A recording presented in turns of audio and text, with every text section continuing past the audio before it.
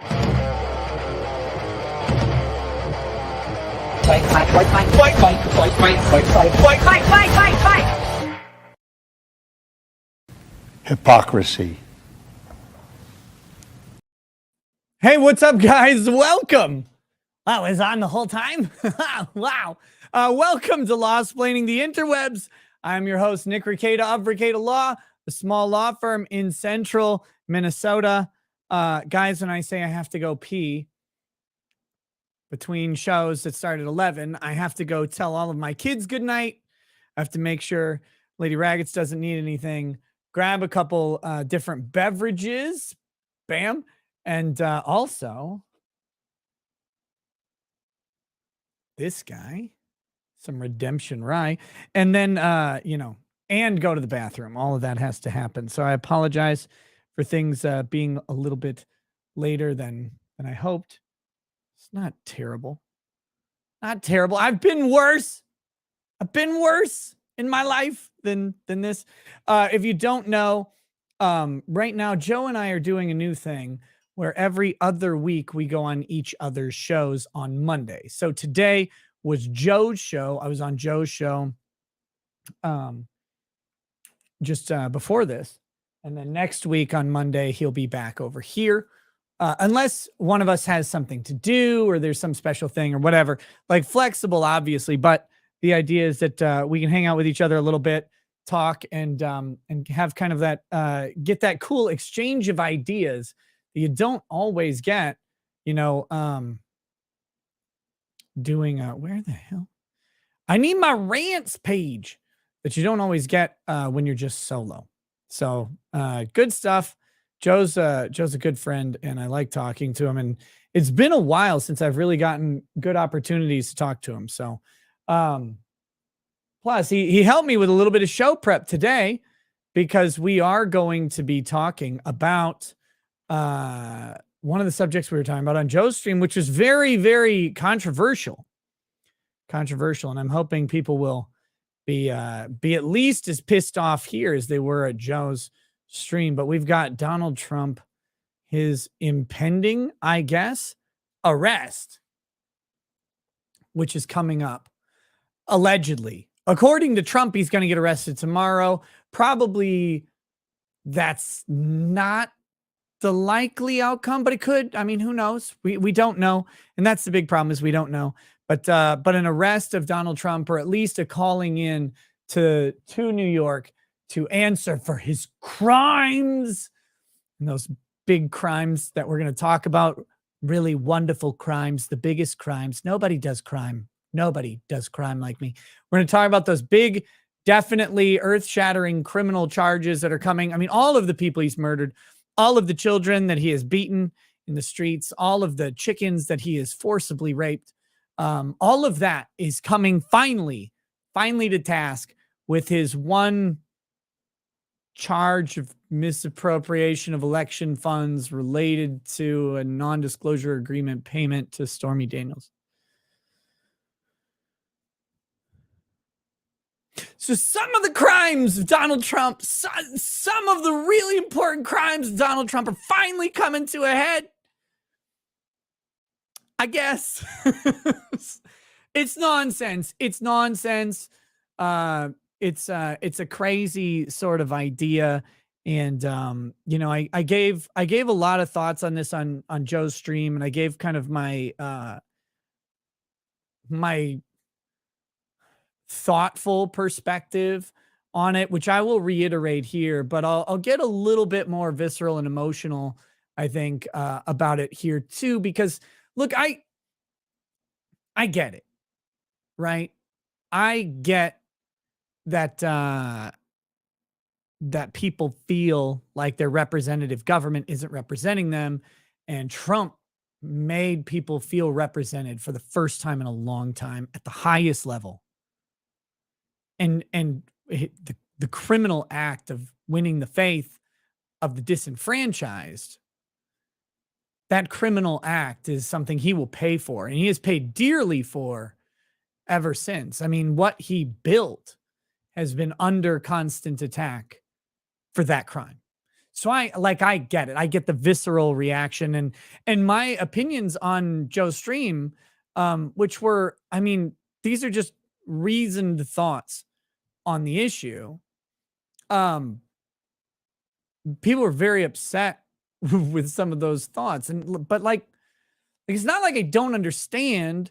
The question is, are we emoting or are we analyzing or are we analyzing? One of those three things is occurring. So we at the first one on Joe's stream, I was trying to analyze a little bit more, but we'll get into a little bit of emoting as we go on. Then next we have a feel-good story about a major metropolitan area reaching down with all of the soft bigotry that liberals can possibly muster and saying, we're going to help out those black people who can't seem to run their own businesses by giving them a convention so that they can finally earn some money. It's, to me, one of the funniest things I've ever seen. Oh, GB says, why is Nick shaking? I always have. My leg shakes. It has since I was a kid. So you just might not notice it all the time because if I'm not sitting if I'm sitting up like this, it's not as visible that is happening, but it happens forever. It was actually a wonderful, tool for when I had babies because when the babies would be restless, you normally have to like make an effort to bounce them. I didn't. I would just hold them on my leg and it just bounces. It just bounces constantly all the time. Just constant bouncing. So the babies would calm down right away. It was great. It's called my Jimmy leg, I guess. But it's the Coke. Oh God, no. Gross. Oh wait, did Good Logic raid? Did the Logic raid show in? That's awesome. But okay, anyway, Minneapolis hosted a Black business owners convention, and all of the convention tables were for Black business owners, and like 200 people showed up.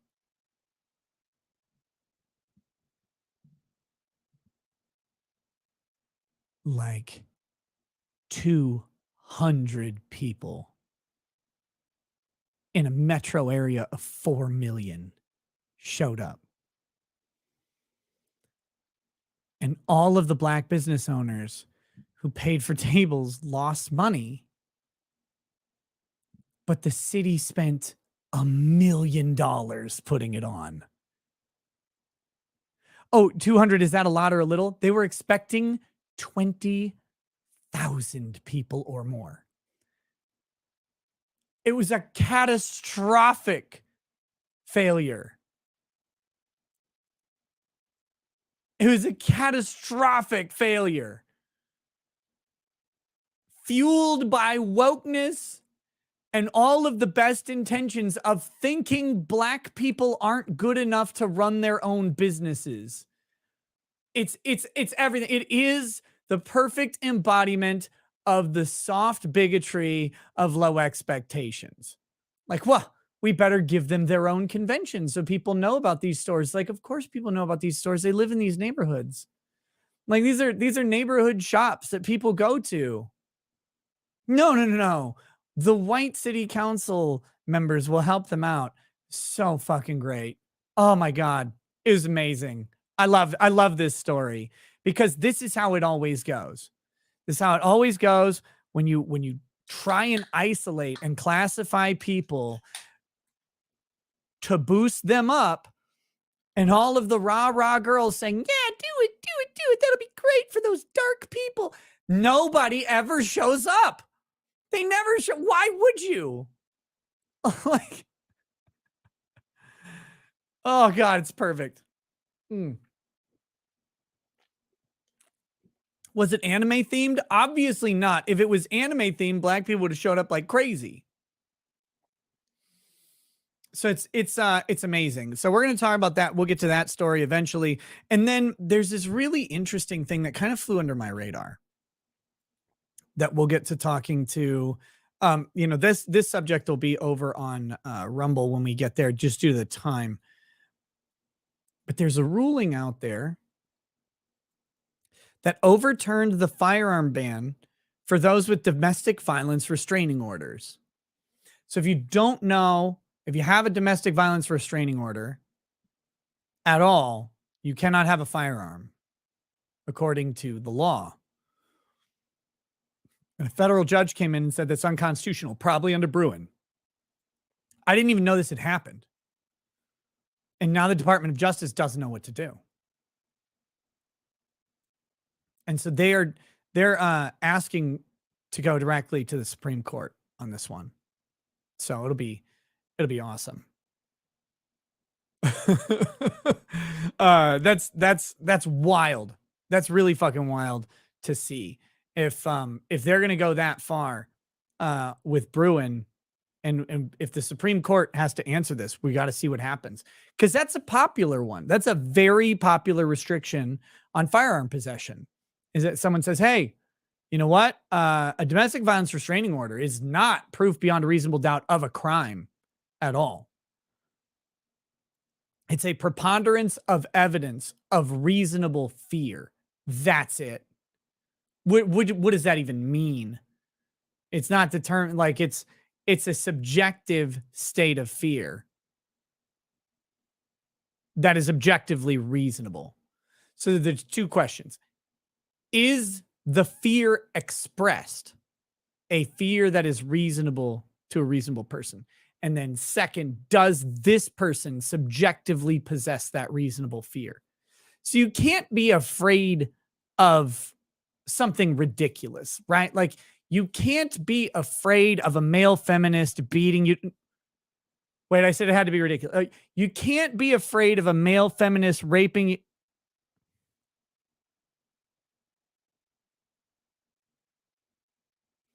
You can't be afraid of a baby beating you to death. Okay, you can't be afraid of a baby beating you to death. That's objectively unreasonable. But someone could possess that subjective fear. They could have a fear of babies. They could be schizophrenic or, you know, psychotic, whatever. They could have that fear that could manifest. So they'd fail on the objective element. But if you can express an objective fear and say, I'm afraid that my ex-husband or my roommate or whatever is going to beat me to death.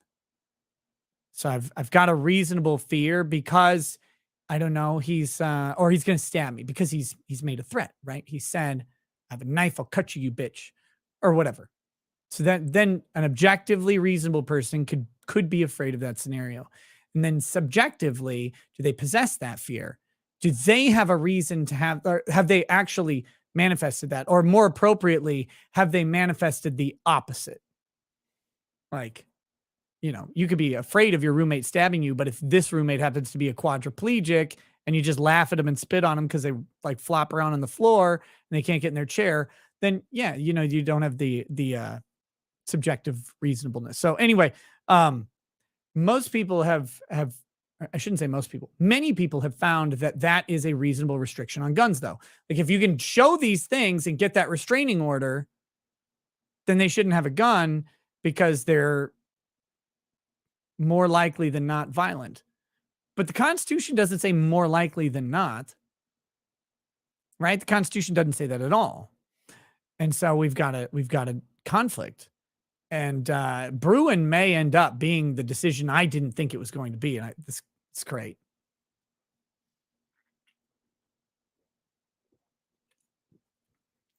So we'll talk about that. And then I've got a couple other legal stories. One of them that's just kind of interesting. It would fit in a What the Fuck Wednesday, but it's a little more in depth. So I might talk about it today or maybe tomorrow, something like that. And then I've got a whole bunch of abortion stuff that's been going on. There's a lot of abortion stuff happening out in the States, but I don't think I'm going to do the abortion stuff on this show. I might even bring on like a fellow lawyer to talk about it. Someone who's passionate about abortion or something, because it's a big issue right now. The states are fighting. Like Roe versus Wade created a vacuum. and invited the states to fill it.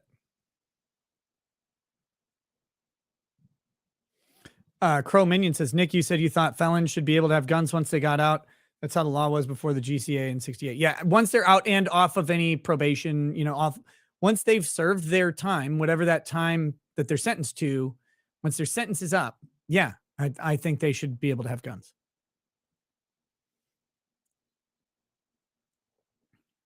All right.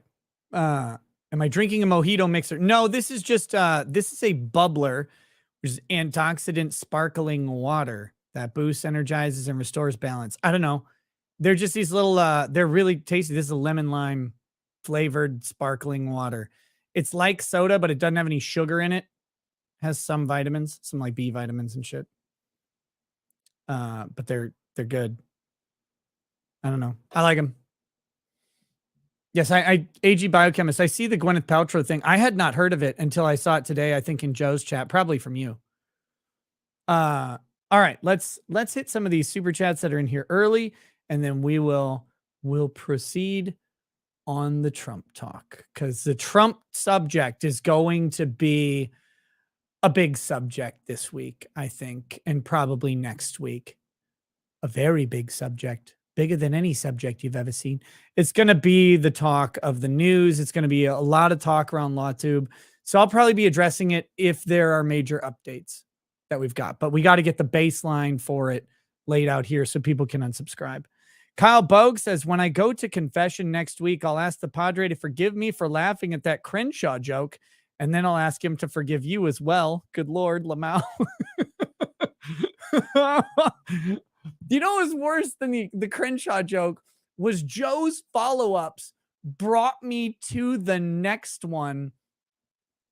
And I was like, no, Joe, stop talking, please. I don't want to do this. It was like that experiment where they were shocking the guy, or they thought they were shocking the guy. That's what I felt like every time. I'm like, man, I gotta turn the, he's like, turn the knob. I'm like, no. That's what I felt like. Fagan's Law, thank you for the donation. Appreciate it. John, welcome to lawyer status. And Rosalind Duke, welcome to super lawyer status. Thank you. John says, why are you gay? There are many answers to that questions. Many answers to those questions. Rabbit Stick says, would not the prohibition on felons be considered part of their sentence? Currently, no. Currently, it's a law that so long as they are felons, they're convicted felons at all, that they're prohibited from owning guns forever. Making it part of their sentence would require, like, recognizing that they can't just have that because it infringes on a constitutional right, would then require an appropriate probably strict scrutiny approach to the deprivation of the right on a case-by-case basis, which is what Amy Coney Barrett wrote about and was grilled over on her, her dissenting opinion that suggested that maybe nonviolent felons shouldn't have their gun rights taken away. And if you remember, that was a big part of her questioning, was she had written this dissent that said nonviolent felons maybe shouldn't have their gun rights removed because it's not at all related to the nexus of the crime. And then they're like, how dare they suggest that?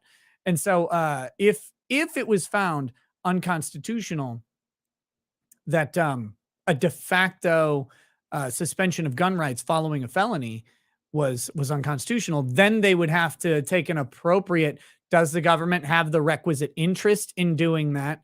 And then are they exercising that interest in the proper level of permissivity? And that goes between rational basis, intermediate scrutiny, and strict scrutiny on what those qualifications are. If it's strict scrutiny, they have to have a compelling government interest, which means more than merely a government interest that exists. It has to be compelling. So for something like, which they could probably get to, they'd say protecting the lives of the citizenry, protecting the general welfare of the public. Okay, that's a compelling government interest. All right, protecting them from gun violence or something. And so then, though, we go, is this the least restrictive means possible for doing so? Now, if you've got a guy who gets sentenced for assault with a deadly weapon using a firearm, and he goes to prison for 15 years and then he gets out, should he get his gun rights back? Well, then the court has made the analysis of this person is dangerous and part of their sentence will be a prohibition on gun ownership for the rest of their life. Maybe that's how they do that on a case by case basis. And at that point, then you get to argue on the facts of that and whether those facts measure up to the requisite constitutional scrutiny.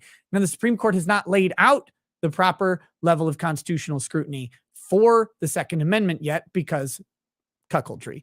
But if we get a subsequent decision on this that kind of clarifies these things, we could get there. We could get to answering these questions. And I think they're really important to answer, to actually respect our rights. Personally, though, I think it needs to start, if you're going to change anything, with amending the Constitution, because I think the Second Amendment says no. That's what I think. But we decided to give that power to the Supreme Court to just change the Constitution a long time ago, and we're all cool with it. So under the system we have now, this would be the way to go. My personal opinion is that's not how it was intended, but that's how it is. Othamer says, hey, Nick, can you shill the Get Law cards? Little Tommy needs your help. Failure to shill shall be met with additional assignments of Monty level individuals. Oh, please bring me the Monties. Where is that? I'm trying to remember where I have that video.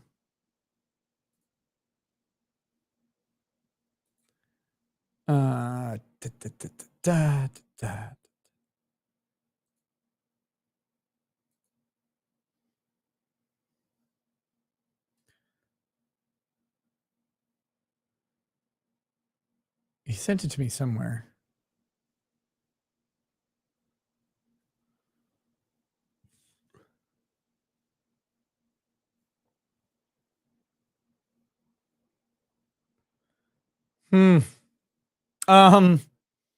Maybe.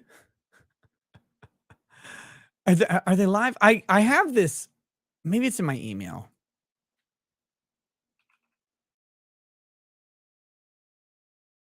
Should be prohibited as attorneys. I mean, it's a tough one. It's a really tough one because a lot of attorneys are terrible, but also without attorneys, I mean, people's ability to mount their own defense has not always been stellar. Let me see. Here we go.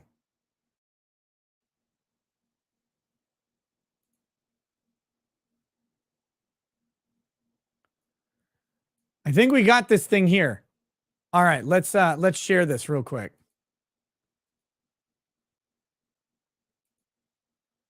Well, this is weird. 2 StreamYards open. Okay, here. How do I run show? Here we go. Here we go. Let's check this out. So this is Farmhand. These are not mine, by the way. Farmhand Tom. Farmhand Tom is doing the law cards. Farmhand Tom is doing these law cards. He asked, he's like, can I make cards of you? I was like, sure, of course. Nick Ricatus Toast. Recovered alcoholic, longtime degenerate, first-time super chatter. Today marks 1,000 days sober. Could you please take a shot of Windsor or any Canadian whiskey in honor of my liver donor? I don't have any Canadian whiskey. Closest I got is this Japanese black Nicka whiskey to recovered alcoholic. May your liver live vicarious while your new liver live vicariously through mine. But you, sir, please stay sober, stay healthy. Cheers to you and your health and your continued recovery. So that's good. I like that. So here we go. Here are these cards.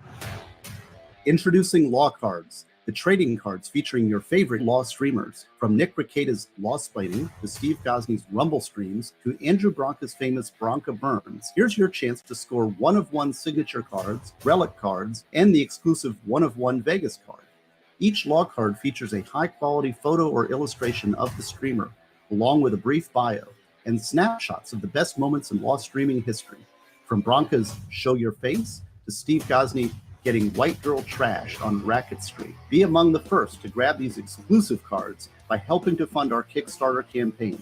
Every penny going towards the production costs, with the cards expected to ship in April 2023. Thank you for helping us fund the campaign and turn law cards into a reality. There you go. Those are being made by Farmhand Tom. And pretty neat little idea. Pretty neat little idea. Some collectible cards for your favorite Law streamers. I don't know if is this actually up?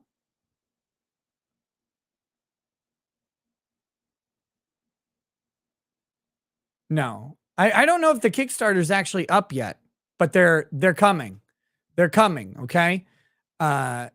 Once I have the information on the project, I will definitely talk about it more.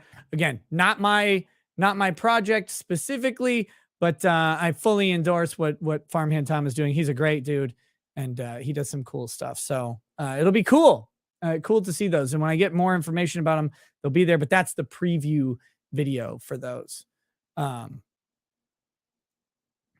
see. We've got next AV to the 7th power. Hey, what's up, AV? Guys, check out this YouTube channel when you get some time. The letter A, the letter V, like audio video, to the 7th power. So to the is word, 7th power. AV to the 7th power. I met her in Vegas. She came out to the Vegas live show. She's awesome. A graduating law student, finishing up law school, and she's oh shit. Is the law cards thing actually open? Oh, here it is. The Kickstarter is open. We'll pull that up in just a second.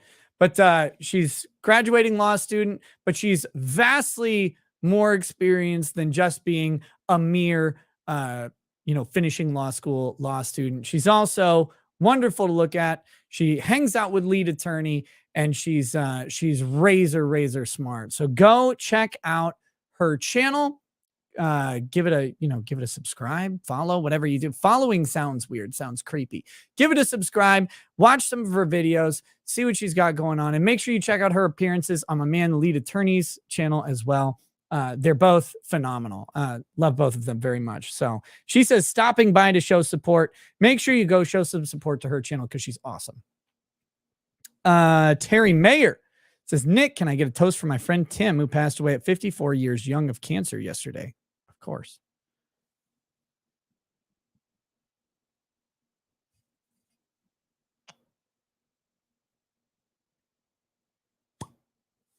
All right, here we go. I'm going to try out this redemption rye that someone gave me in Vegas. Oh, that tastes good. Tastes good. Oh, she's still in chat. What's up, Avy? I got to have you on sometime. We got to have a good chat.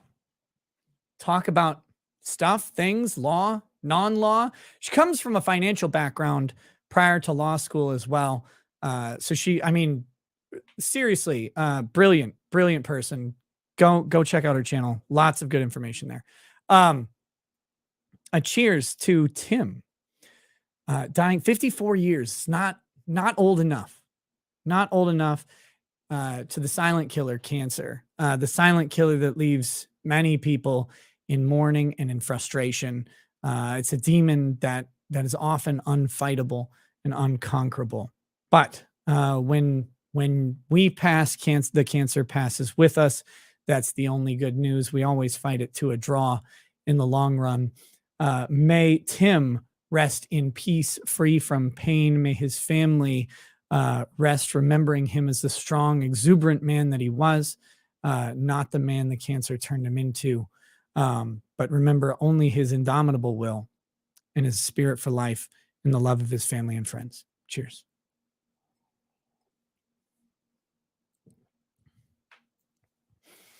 Fagan's Law says, have me on as a guest.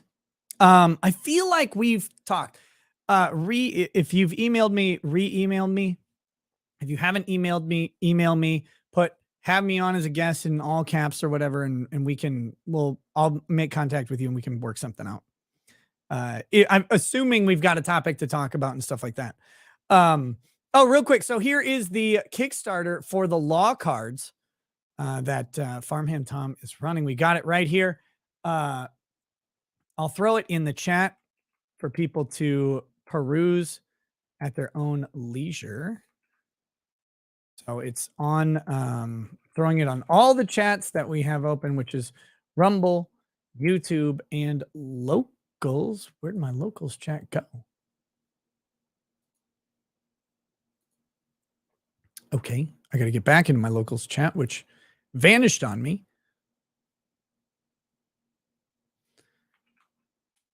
There we go. Of course, locals already has them being shared, so you can check that out. I tried to share it. I don't know if it works.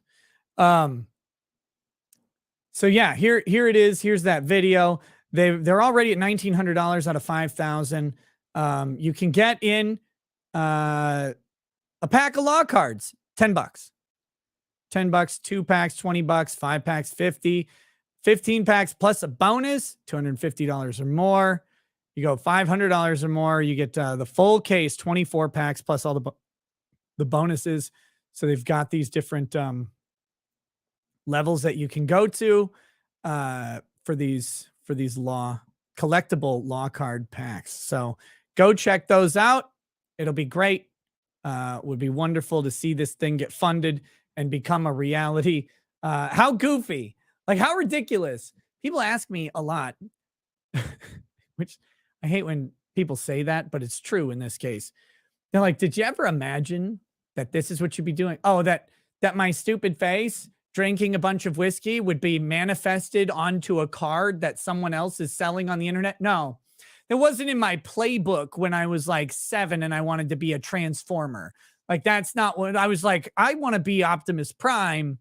And what ended up happening is I just became a trans and ended up on the internet with a card with my stupid face on it. So there you go.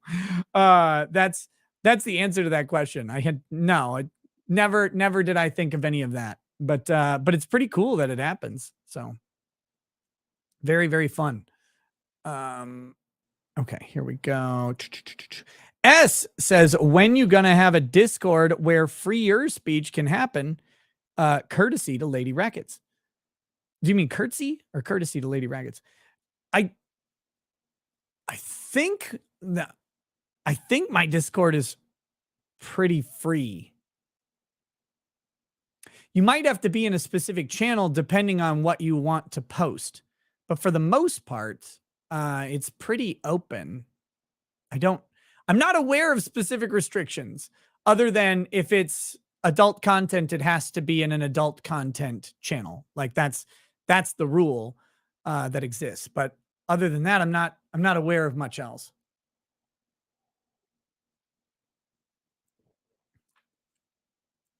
So, but I could be wrong on that. I don't know. Krager 4987 says, please give a toast to my 1-year-old twin girls. Whew, been a rough road with twin transfusion syndrome, $15,000 surgery, and preeclampsia. Kept my wife in the hospital for 10 weeks. Read our story at our GoFundMe page. Been watching since early 2020. Thanks to you and the Lotus for keeping my mind occupied with streams. All hail the nose. Whoa. All right. Well, we'll show this one here. I've never heard of this, but now I'm really interested in what this is. Okay, real quick before I read this thing. Look, these things hold like a special place for me because one, if you know Lady Rackets and I's backstory, we had 3 miscarriages prior to having our first child, and consequently, all of our pregnancies were considered high risk, and all except for one of the deliveries was complicated. Very, very scary to encounter that. First, with the 3 miscarriages, wondering if we were ever going to be able to have babies at all. And then with each of the pregnancies, there was an issue. They all resolved, thank God. And then with each of the deliveries, except for one, there was a complicating issue for each one. And at each stage of that, you go back to the 3 that failed. And you go back and you go, not again, please. Not again. Not again. Can't do that again. Not now. Not at the finish line. And so baby issues like are really, they get me. They get me because I get it. So the Craig family twin-to-twin syndrome, they're almost at their goal of 15,000. The Craig family is in need of support. As you may or may not know, they're currently pregnant with mono/di twins. On December 22nd, the twins at 21 weeks were diagnosed with twin-to-twin transfusion syndrome, TTTS. It's a rare condition for identical twins sharing one placenta and sac. One baby gets more nutrients and oxygen blood supply, and the other twin gets less, which makes the unequal growth of both babies. They were given limited options, which included no treatment. However, left untreated, this condition only has a survival rate of the twins, 5 to 10% for both twins, a 15 to 50% risk of neurological handicap. Terminate one of the babies, resulting in carrying both up to 37 weeks in additional complications, or undergo a treatment called fetoscopic laser surgery. This procedure would give an 85% survival rate for one twin and 65% chance for both twins. The U of Iowa referred them to the Mayo and St. Louis. However, the Mayo declined their case. Nicole and Kyle drove to St. Louis on the 24th and were told the procedure was risky to perform and their confidence was low. They began looking for a second opinion. They got hold of the TTTS Foundation, and were referred to a specialist in Miami. It's one of the best in treating this diagnosis. The doctor looked over the case on Christmas Eve and urged them to meet no later than Monday. Time is not on their side due to the stages of this condition. As of December 27th, they are going to proceed with the operation. This time we're asking for prayers, keeping them in your thoughts throughout the next few days. As you can imagine, the emotional and financial stress of this brings on their families. The funds raised will be used to help with the unexpected out-of-pocket emergency surgery, weekly doctor visits to the specialist, and give these girls a chance at life. So there we go. Let me throw this one in the chats as well. Not quite the same caliber as the law card Kickstarter. So, use your discernment on which one of those is more important. What I'm going to do is take this off screen, and I'm going to donate to this one. Personally, like I said, I've given my spiel on why these matter to me, and I'm in a position to help. So I will, of course, help.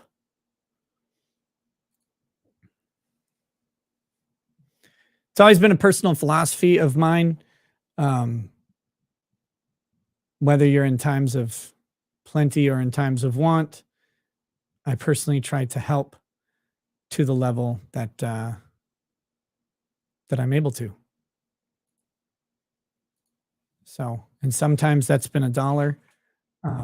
Last couple years, it's been more than $1, which is nice. So here we go. I've dropped my donation in here. If that inspires a few more donations, it will be wonderful. If it doesn't, then that is fine. But you can check it out. But like I said, when I see something, and I'm willing to put my money where my mouth is on a lot of it, and this one is one that kind of hits home for me. So there you go. Please consider supporting this family. I can't imagine. Yeah. By the way, kill one of them. There's your option. It's that's a devastating thing to be told by a doctor. Even as an option, that's devastating. I know that because the doctors gave us that option for our fourth child. Our fourth child on an early ultrasound. We had what was it was a potential corneal implantation, which means an implantation of the egg, the fertilized egg, right near the fallopian tube entrance. And if that happens, there is no saving the baby. The baby will grow. It will rupture at the entrance. They need to excise that portion of the uterus if that happens. And that, of course, terminates the pregnancy. Otherwise, not only does the baby not live through those very often, if ever, the mother is at significant risk of dying as well. And thank God that the ultrasound was just, it's a 2D image of a 3D thing. And so it kind of looked like that. But as the pregnancy progressed a little bit further, they were able to see that implantation was actually further down. So we didn't have that happen. But there was a couple weeks where we had to consider this option, and we are vehemently pro-life. vehemently pro-life. So that was horrifying to be faced with that. So oh wait, what? Opposing force. They're now 5 years old? Wait, is this one already done? I don't care. If it's already done, I'm still standing by my donation. There's an update, January 20th of 2022. Oh, so this is a ways off.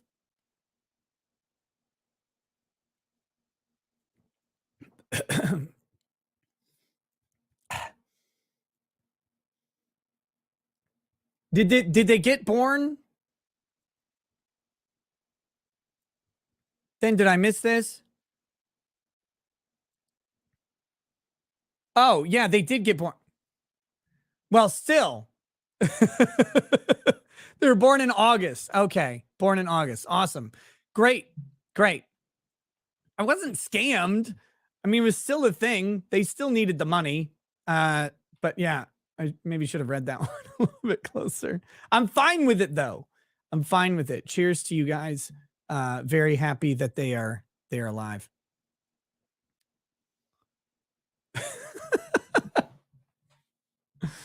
Oh my goodness. There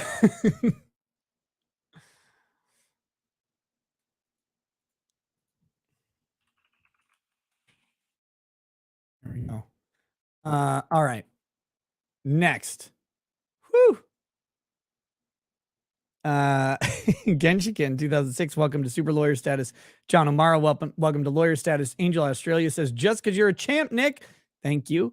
Westy West says, I was born with a 1 in 50K birth defect. Me too. Have you seen my nose? All I got was a fucked up penis and catheterizing via a belly button. Always worried to hear about pregnancies. Now fat shame me.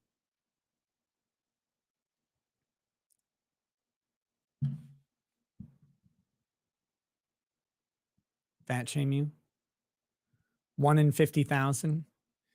I mean 1 in 50,000 pounds? You mean 1 in 50,000 reasons why you can't stand up? 50,000 excuses why you can't stop eating?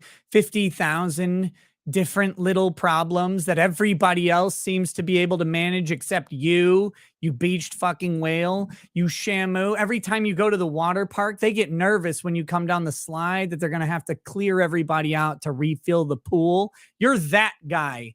You're the guy who blocks the sun when he walks down the road, causing plants to wither in his wake. Anything that walks behind you is dying from the odor, the stench trail of your fetid flesh, your necrotizing under tit that's wafting behind. If you can even walk. I mean, maybe someone's just pushing you in a wheelbarrow or probably a forklift. You disgust me, sir. I'd say try harder, but that would imply that you tried ever. Fagan's Law says, I've tried to get in before, but you never answered my email. Long live the grift. Hey, hit me again, man. Just forward it. Kelly Lynn Callahan, welcome to Paralegal Status. I have a 1 in 50,000 diagnosis. I have narcolepsy. That's great. And then I don't even know how rare my stupid heat allergy is. Okay. And back, we've got a couple more chats, and then we'll get on this Trump thing that I promised to start a long time ago. Fire PA says, why is the shittiest California hockey team peddling bullshit gender theory? Because all of these people are run by incompetent weirdos. And then Protocaster just found out Camel Toe's first race is literally 20 minutes down the road from me. Gonna go cheer him on and try to get to the pits to meet him. I'm still surprised I hadn't seen him before he was on your show. He's epic. I love that guy. He's fucking awesome. Atticus 39 says, hey, Nick, I was wondering if you got the care package from the Rustic Edge soaps. I did, yes. I'll show them on stream tomorrow. It was delayed, but it said it got there last Tuesday, but then didn't get put in the P.O. box till Wednesday night. So it says, I did get them. They're awesome. I love them, and I'll show the whole care package on stream tomorrow. I do it right now, but Lady Raggeds is asleep and it's up in her room. But yes, I did. Thank you so much. Okay. Let's talk Trump. Let's talk Trump. Let's talk Trump.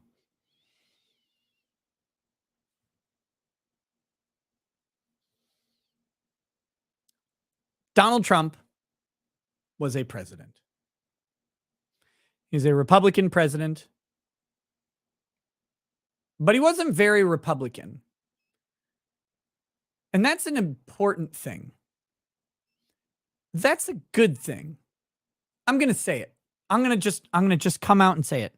Donald Trump is not a very Republican president, because if you get into Republican, then you have to get into Democrat, and then you have to get into these weird battle lines that are in a lot of ways artificial, even if they're principled stances. What Trump's approach was more a populist approach, and populists have existed in both parties throughout our history. Right now, though, populism favors the Republican Party. For now. But Trump's allegiance to the Republican Party, I think, only stretches insofar as populism resides with it. And I think that's a good thing. And I think that's this unique ability that Donald Trump had to really mobilize a lot of people under this idea that the traditional structures of America were failing the people, visibly failing the people. And it wasn't just about Obama and the upcoming potential reign of Hillary. It was this idea of this new aristocracy. You had the Kennedys, the Clintons, the Bushes, these families that entrenched themselves in American politics, to the point where the political commentary class was saying it's her turn, literally Hillary Clinton's turn. She needs to be president because she's put in the dues required to be president, which involved being the only woman not getting fucked by Bill Clinton, which is a pretty tough place to be, in all honesty, because by all accounts, he was charming and delivered, just not to her, which is probably why she's such a cold bitch. But that being said, Trump was outside of the political aristocracy of America, and he shone a light on the fact that it existed, and he did it so hard that it pissed off so many people. And then, for reasons we will not discuss at this moment, Trump lost in 2020, despite having a relatively objectively successful presidency. Now, sure, anybody can find something to criticize in anything. And the left, the Democrat Party specifically, found plenty to criticize for Donald Trump. Plenty to criticize for Donald Trump. They did not like him. There's a lot of things they didn't like. But let's get down to what most people really didn't like about Donald Trump. He was crude. He was crass. He spoke off the cuff. He spoke oftentimes offensively. He's got a long history of quotes to grab through different political eras, through different eras of himself, through different eras of the American zeitgeist. And he became very easy to polarize people for or against, using that storied history of being in the public eye. He's a successful person, a billionaire, owning most of his own companies under his own name, but he was also easy to criticize on that. He got an unfair advantage from his wealthy father in just a small loan of lots of money, whatever. You can craft the narrative however you want. Trump had businesses failing left and right, but he also had businesses very, very successful. So what is it? It's whatever you needed it to be for your own personal opinion. What the truth about Donald Trump's presidency or pre-presidency and even his presidency is hard to pin down because it's so subjective to the viewer and what they choose to take in or not.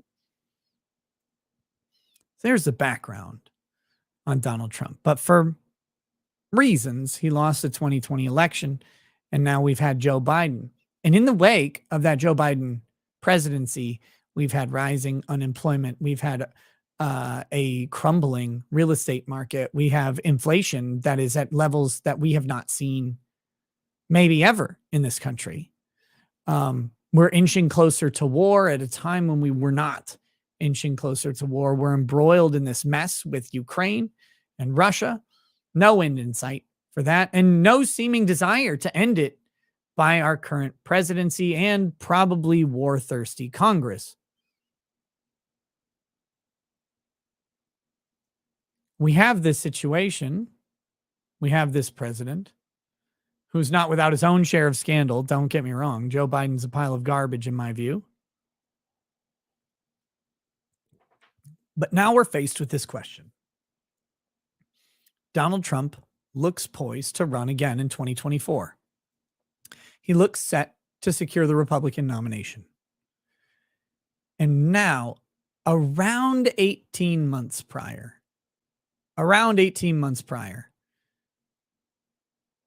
to that election, or more importantly, to that October time, we have an indictment possibly coming down. And I say possibly because it hasn't happened yet. But I should probably change that to probably, because it's coming from a grand jury, and a grand jury is a process by which a prosecutor gets to go in and present all of the evidence that he has, whether it's admissible or not, to a jury in the light most favorable to the prosecution to establish not a very high bar of probable cause. The old adage is a prosecutor could indict a ham sandwich for a criminal act if he wants to. And that's not untrue. Securing an indictment from a grand jury is not a hard thing to do. However, it is part of the political process. It is part of the prosecutorial process from our Constitution. It has been adopted by the state of New York for certain crimes, including this one. Or at least they have elected to do that to give them an air of personal deniability, of personal animus. But this is a Soros prosecutor. He's a politically motivated animal, as all Soros prosecutors have manifested into. They're put in their place for a purpose, and that purpose is the punishment of Republicans. And it's weird that that is true, but that is what it is. So we have this question of looming injustice. Now, what is the great crime of Donald Trump? Certainly it's related to selling of state secrets, the possession of classified documents, the scrubbing of a personal server. No, those are Democrat issues of late. That's not what Trump's accused of. Maybe it's improper embezzlement of funds or tax evasion. Nope, they haven't been able to get him on tax evasion, embezzlement, or really anything like that at all, despite promising to do so for 7 straight years.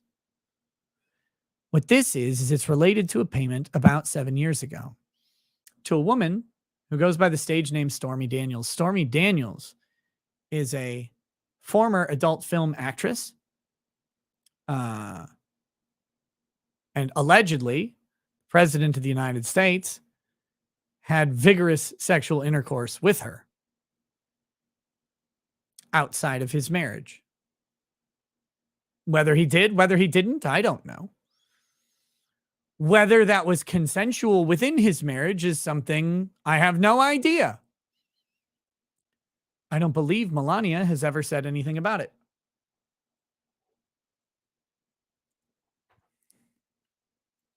But let's take it at face value and say, of course he did. A billionaire having sex with a hot woman who's interested in money is not a strange story in the world, ever in history. In fact, as my son was just in Beauty and the Beast, tale as old as time, right? We know that this is a thing that does occur. So is he accused of paying her for sex illegally in the state of New York? No, he's not accused of soliciting or engaging in prostitution with Stormy Daniels. Instead, it gets more complicated than that. And I might actually bring up the news story here and get as precise as we can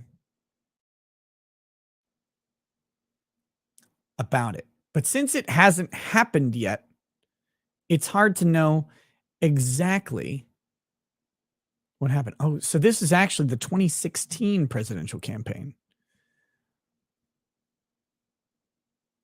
Okay, so here's what we've got. This is from CNBC, but I think we can rely on this factual recitation. Trump over the weekend said he expects to be indicted as soon as Tuesday by the grand jury over a hush money payment made to porn star Stormy Daniels shortly before Election Day in the 2016 presidential campaign. Now, to be clear, we'll clarify what a hush money payment is, because that is written in a slanted way. But this is merely consideration in a non-disclosure agreement, which is something that is legal to do. That's very, very important. Trump's former personal lawyer, Michael Cohen, testified over 2 days last week before the panel in Manhattan Criminal Court, and Daniels spoke with prosecutors via Zoom.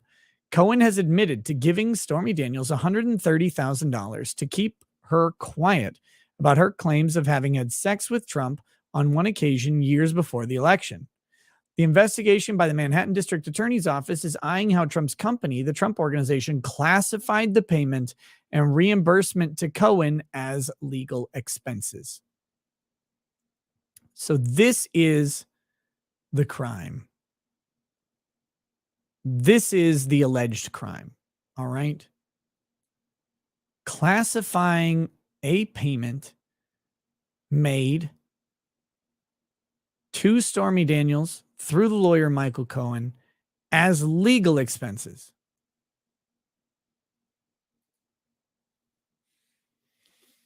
To be very clear, paying someone to be quiet about something is legal to do. Now, because that's just merely the establishment of a contract. Simple thing to do. I can contract with any of you an agreed upon amount of money for you to not say something about me. That's the exchange. All contracts require consideration, which is a mutual exchange by both parties of something of value. Your promise to not talk about us having sex is of value to me and possibly of value to you. You could sell that story, et cetera, et cetera. My $130,000 given in exchange of that promise is of value to me. It's $130,000 to me. It's $130,000 to you, right? And there's no rule on enforceability of contract that values have some objective level that is equal, because $130,000 to Donald Trump is very different than $130,000 to Stormy Daniels, who was possibly well off, but not wealthy like Donald Trump. So $130,000 means a lot to her, doesn't mean quite as much to a billionaire. But there is no rule or law that can say, well, this is the same. So in theory, it doesn't matter if it's $130,000, if it's $1, $50, $1 million, $5 million. That value is determined based on the perceived value of the thing you're getting in exchange. All right. Now, there are some rules about some contracts in this country with some parties. For example, like I can't sell a house to my kid for or a family member for $1, for example, because I'm effectively giving them a gift, and it's obvious it's not an arm's length transaction. If I know them, they know me. We're doing this as a scheme of some sort to avoid taxation. All these tax rules around gifting have complicated the ability to do anything like that. I think all of those rules are tyranny and bullshit, but that's what it is. But in this case, you have two unrelated parties. There's no rule around what their contractual values must be or what they mean or what they represent. They're just represented as, this is $130,000. This is your promise to be quiet. To us who have negotiated this, equal value has been given. I accept for value in return for value, right? Done. Done, done, done. There's nothing untoward or evil or illegal about having a contract for someone to shut the fuck up. Now, a contract to demand illegal activity from someone is different and not enforceable. It's not what they're alleging here. Very, very critical to understand, because some people are going to be out there being like, he paid her $130,000 to have sex, which does not appear in any way to be the case, because as stated, it was years prior to the campaign. I don't think he was, sitting on that check for that long time or whatever. The question is, does their categorization of the payment and reimbursement to Cohen as legal expenses, is that the proper thing to do? Is that improper? And then the next question is illegality. Now, illegality contains a very specific element in 90% of the things that are criminal. It's called mens rea, a criminal intent, a depraved mind, the intent to do a bad. The intent to do a bad. Now, you don't always have to intend the illegal result, but you have to intend the act which is constituted to be illegal. All right, so it gets a little fuzzy. But if I'm intending to possess cocaine, and I have a bag of cocaine, right? This is cocaine. I'm intending to possess it. I'm doing the bad. I'm doing the illegal. If I am intending to possess baking soda, I go to my neighbor's house. I say, hey, bro, I need some baking soda. Can I borrow some? And they grab their special Arm & Hammer box. It's labeled baking soda, but it's actually full of cocaine. That's their stash. And they hand me that box and they're like, yeah, just bring it back later. They grab the wrong one. And I don't know this. I'm intending to possess baking soda. There's nothing illegal about intending to possess baking soda, but it happens to be cocaine. I've not intended to do the bad thing. Now, if I intend to possess ketamine, a white powdery substance, but I end up possessing cocaine, I've intended to do the bad thing. So now, like that, we're seeing the difference. Now, I can't go, I didn't know cocaine was illegal, therefore I wasn't intending to do a bad thing. That's different. The question is, did you intend to possess the substance that is illegal? If that's what you intended to do, that's where the mens rea lies. All right? This is kind of a basic breakdown of mens rea that you have to understand. If I have a cap gun and I point it at someone and pull the trigger, and it turns out that it's a real gun and I had literally no way to know that, then I didn't intend to shoot the person, right? I go bang with a cap gun. It's hard to kind of fathom the situation in which that occurs, but if I can prove that out, theoretically, they don't have the mens rea and I win the case. So this is a critical element here. Is the classification as legal expenses on a payment made to Cohen by Trump's accountants in the Trump Foundation, is that the intention to do bad? Are they intending to misclassify funds and inappropriately swindle New York out of its tax money? Because that's ultimately what this is about. If it's a business legal expense, it's deductible.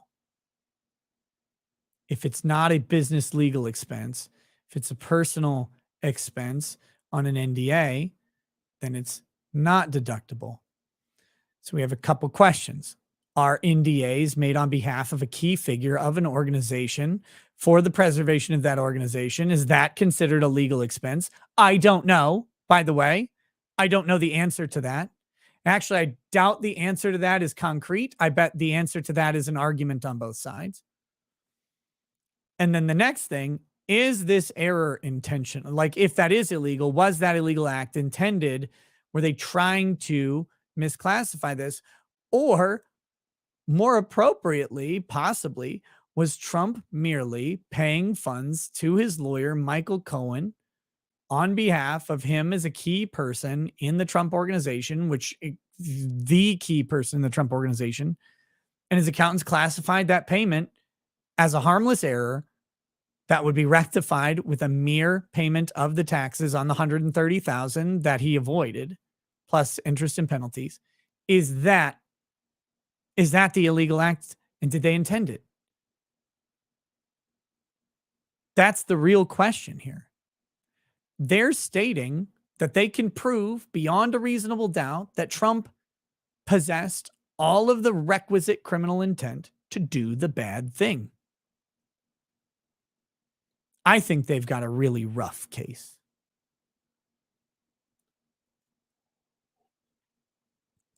The proper thing to do was, if this is just an accounting mishap, hey, show us all your payments to Michael Cohen that you made on behalf of the organization. Here you go. Here's a list of all the checks I wrote. Pretty simple. My legal fund checking account.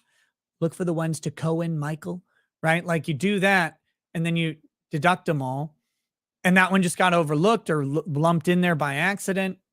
If that is not actually just a valid legal expense for the organization. I'm not 100% convinced it's not, but this is not my area of expertise. Okay. So I'm not going to say it is or isn't. I have no idea. And I do think that with tax issues, you can often make arguments, very good arguments on both sides of that issue and be surprised by the result. So I'm not even going to say that it's illegal, but if it's illegal, I think he's got a second defense of this is a harmless error and is properly rectified by paying the past due taxes and a penalty for lateness plus interest, which of course Trump should be able to do that. It's hard to imagine a guy who has been laying the foundation for all of these years, paying his taxes and not being criminally convicted for the way his taxes are paid, that he gets had on 130 grand of tax evasion. I mean, like, just thinking through the plausibility of it, that's a tough pill to swallow. By the way, I see an old friend in the chat. We need to talk? It's been way too long. My man Repzilla is in the chat. A guy, he had me on his show. We were both baby channels at the time. Both baby channels. And it's really cool to see his channel grow. He comments a little more in a community that I don't cover so much. He's a drama. He covers drama around YouTube and YouTube content creators. Go check it out if you're interested. Repzilla, super nice guy. He had me on a long time ago to discuss the Poppy and Titanic Sinclair lawsuit, years and years, like 4.5, 5 years ago. But yeah, go check him out sometime. I see you in the chat, Rep. How's it going, brother? Been a long time. But yeah, okay. Back to this Trump thing. So they have this very, very complicated case. It's not straightforward. It's not simple. And there are levels of defense that can be mounted by Trump's attorneys on this one. To even if he did the thing and the thing were illegal, he may still not be guilty. Right? He may still not be guilty. And that's going to bother a lot of people, but that's just the way it is. It's not a personal thing. But the real question is why? Why are they going with this case at this time against this president? And that's a question that we're going to go ahead and answer over on Rumble in a minute. But first, what I need is a little bit of a recharge. A recharge, I said, David Schneider. Not that other thing. Retard is what your client calls people, not me. I'm an innocent person. I would never call Montegraph retarded, even though he is. Wait, yes, I did. But I need a recharge. And how I am going to recharge is, of course, by talking to my friends over at Field of Greens. That's right. fieldofgreens.com, promo code NOSE. And look, you can get your own Field of Greens little container here. I have a couple different kinds. This is the one I'm going to have today. It's this wild berry flavor. Oh, you can see it right there. It's the second one from the left. Wild berry flavor. This one boosts immunity and has antioxidants in it. And that's related entirely to the ground up fruits and vegetables that are in there. There aren't like additive, there's not additive bullshit in this. It's not like a bunch of vitamins that they throw in there. It's the stuff that comes from the fruits and vegetables that are in there. They use lots of quote unquote superfoods. If you believe in that commie bullshit, here's what I believe. And have believed for a long time. Fruits and vegetables are great. You should have them as part of your diet, but I also get really tired of cooking fruits and vegetables when I just like want to make a steak or a chicken breast or chicken thighs or whatever real quick. And I don't want to cook a whole bunch of other things. I'm usually in a rush. I'm usually pressed for time. And so I'm not always doing that. This gives me a way to get a serving of fruit and a serving of vegetables just through having this drink. And you know, you get some little added benefits. This one's boosted immunity through antioxidants. The other one is, energy through some natural caffeines and stuff like that. So go check out fieldofgreens.com. Use promo code NOSE. Look, get the health benefits of having fruits and vegetables in your diet without having to cook that bullshit all the time. And especially if you're out eating like fast foods and eating out a lot and you're not eating out a lot, you know, you're already winning. But you know what I mean? Eating out at restaurants a lot. If you're doing that, you may not be getting the fruits and vegetables that you would have in a well-balanced diet. And I'm not talking food pyramid here, talking about the sensible nature of having meat, fruit, vegetables, maybe a tiny amount of grain, unless you're doing keto or whatever. Not the 11 servings of bread every day that was recommended to us as kids, but you get a serving of fruit and a serving of vegetables in every scoop of this stuff. So here's the real trick, guys. After all this time, I still like these drinks. I have them every day. I still like them. They still taste good. And you get that little health benefit in there. But it doesn't taste like garbage. And when they asked me if I would advertise for them, I said, I got to try it. If it tastes like garbage, I won't do it. I'm not going to sell people something that tastes like trash. So don't ask. I got it. I liked it. I drink them all the time. Here you go. Here's wild berry. I'm not going to lie. There is a mild grittiness to it, right? It is a powder that is suspended in water. It's not the smoothest drink that's ever existed, but it's way better than some protein shakes I've had and stuff like that. And look, some of you are accustomed to drinking way worse than this, and take that as you will. This is actually delicious. So check them out, fieldofgreens.com. Let me read the rest of the super chats over on YouTube, and then we will shoot over to Rumble for the rest of the show. Mario Carter 13 says, I'm not saying we're in a Banana Republic territory, but the amazing atheist already has his pants off. Oh, snap, it's Dave says, Nick, how does that work? He goes to jail and Secret Service goes with him. They'll have to Epstein him, keeping those secrets safe. I'd be dropping dimes. Well, make no mistake. If they get Trump on this, maybe they'll try and impeach him again. Who knows? It'll be great.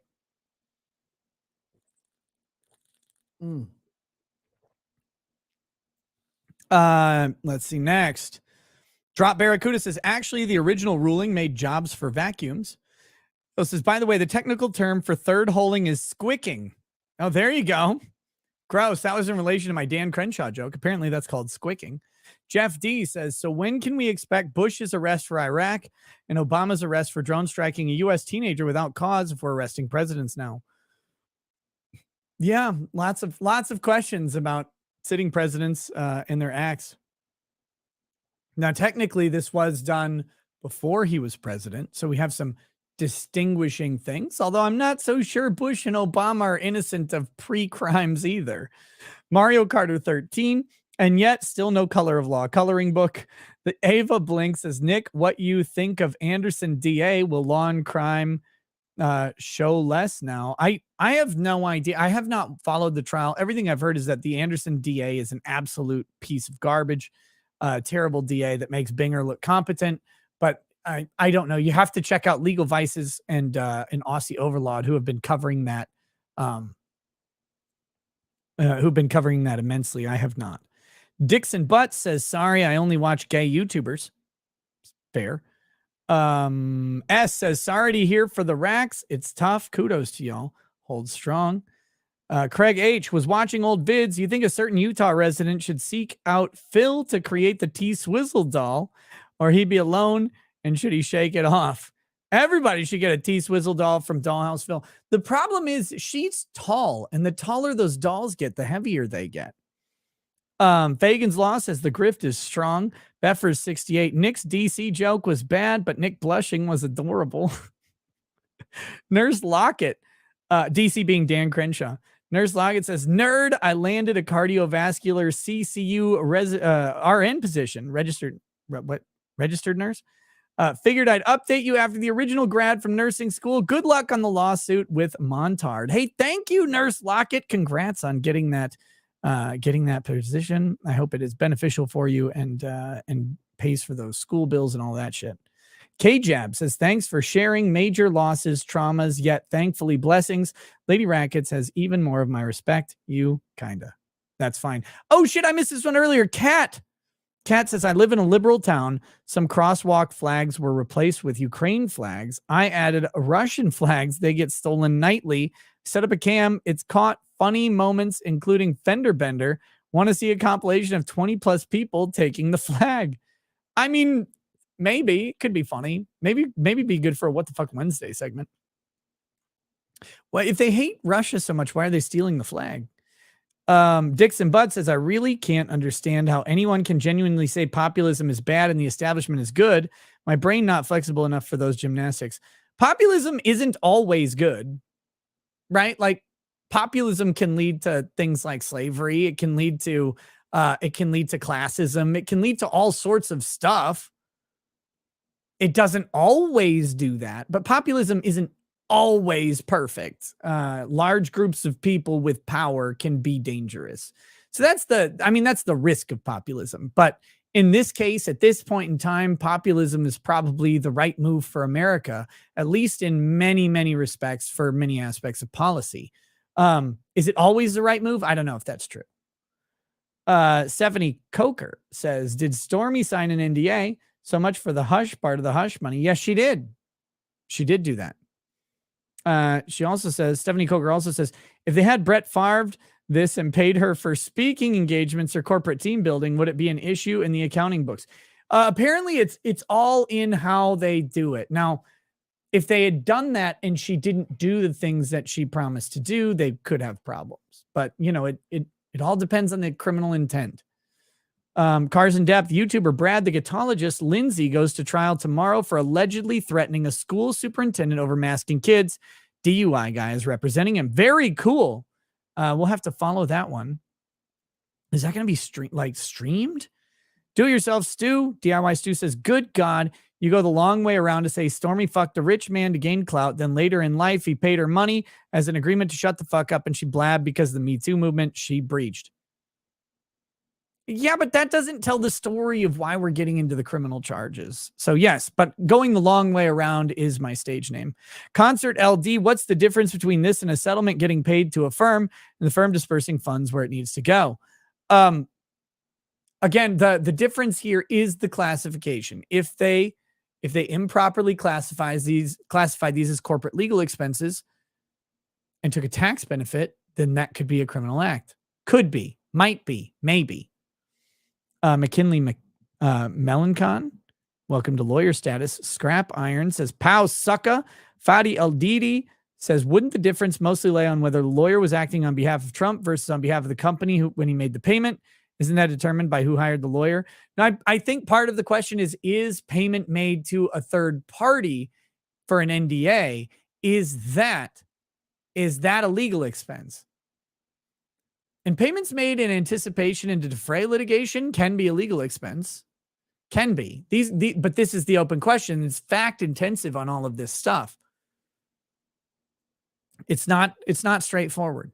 But again, I think the proper remedy is, even if it was an illegal classification, nothing else about it seems to be illegal. So the classification being illegal means the rectification of that would be simply to just pay back the back taxes with interest and a penalty. That's how you would reasonably handle this under normal circumstances. And we'll talk about those circumstances in just a minute. Mostly Gluten says, get my food pyramid out your motherfucking mouth. There you go, guys. We are going to move over to Rumble to continue this discussion about Donald Trump. Then we'll go on to why Minneapolis hates black people and domestic violence guns going to SCOTUS. Thank you so much for watching on YouTube. If you've not checked out Rumble in a while, please do so. They've made big improvements to the app. They've made big improvements to the whatchamacallit, the browser version of it. The chat is better. You don't have to register phone numbers. All of that stuff is changing for the better. So if you haven't checked it out in a while, please do. The link to the Rumble show is in the description on YouTube, and you can come check us out over there. And I will go ahead and say, until next time, guys, thanks for hanging out. We'll see you on Rumble. Peace. Peace. For the thousands in attendance and the millions watching around the world, ladies and gentlemen,